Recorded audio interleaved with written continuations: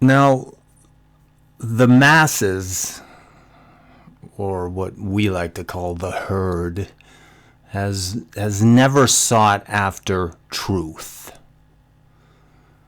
They'd rather be spoon-fed, easy to digest information that paints the world black or white, good or bad, my side right always, and I only digest information that coincides with my biases, because that cognitive dissonance is a bitch. They prefer simple answers to difficult questions because, and this is very important, because thinking is hard, takes effort. But if you're on the left-hand path, you've already made the choice to do the work, to step outside that conformist bubble. And much of what we're taught in school and through the media and so on is bullshit, is just wrong. What made me think of this was yesterday, all right, was June 19th. It is now a federal holiday here in the United States. It's called Juneteenth. And what is Juneteenth, you may ask? Those maybe in Europe or whatever. What it is a federal holiday to commemorate the end of slavery. The idea is that the Emancipation Proclamation, which came into being, I believe it was January 1st, 1863, was a proclamation that freed the slaves, all right, in the South. We'll get back to that later. And that message didn't make it to the slaves in Texas until June 19th, 1865. This was a couple of months after the assassination of Abraham Lincoln. Thus, the last of the slaves in the United States were thus free.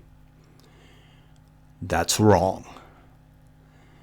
There were still slaves in Kentucky all the way up until mid-December 1865. That's another 6 months after Juneteenth. Another 6 months of slavery in Kentucky. Now, here's the catch about Kentucky. Kentucky wasn't part of the Confederacy. Kentucky never seceded from the Union. And there were 4 other states also that never seceded from the Union that had slaves. They were West Virginia, Delaware, Maryland, and Missouri. They all had slaves.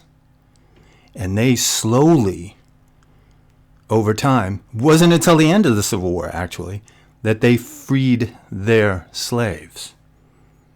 Now, we're always taught that the Civil War was about the freedom of the slaves, about the evil Southerners had enslaved the Africans, and the noble Union forces were coming down to free these people. Well, if that's the truth, then why didn't Abraham Lincoln free the slaves in those border states? Why did he leave it up to the states themselves to do it? Now, this brings us to the cult of Lincoln. All right? Here in the United States, he is deified. He is looked at as a god.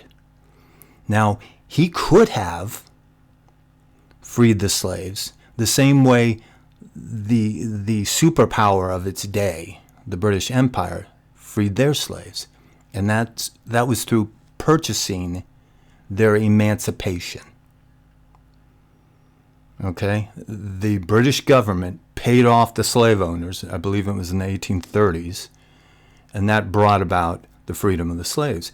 Now, that would have been a hell of a lot cheaper than waging that ridiculous war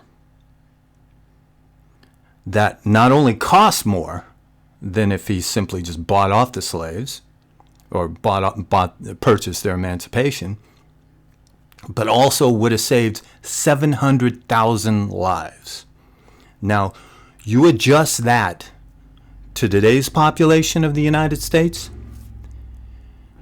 that is approximately 7 million Americans killed by other Americans within a 4-year period. Think about that. Within that period that Trump was president, 4 years, 7 million Americans killed by their fellow Americans. But see, Lincoln is looked at as the great emancipator.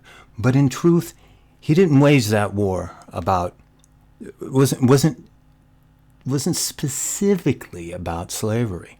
It was more about the fact that he wanted control over the harbors. And the major ports were in the South. Most of them. Not the major ones, but the majority of the ports were in the South, where you only had 3 or 4 in the North.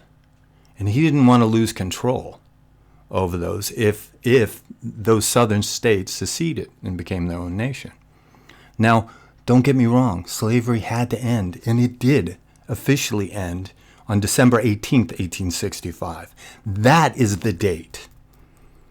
December 18th should be the date of the end of slavery, not this Juneteenth. This Juneteenth is only, as I pointed out, only relevant in Texas. Now, why am I bringing this all up? And what does this have to do with the left-hand path?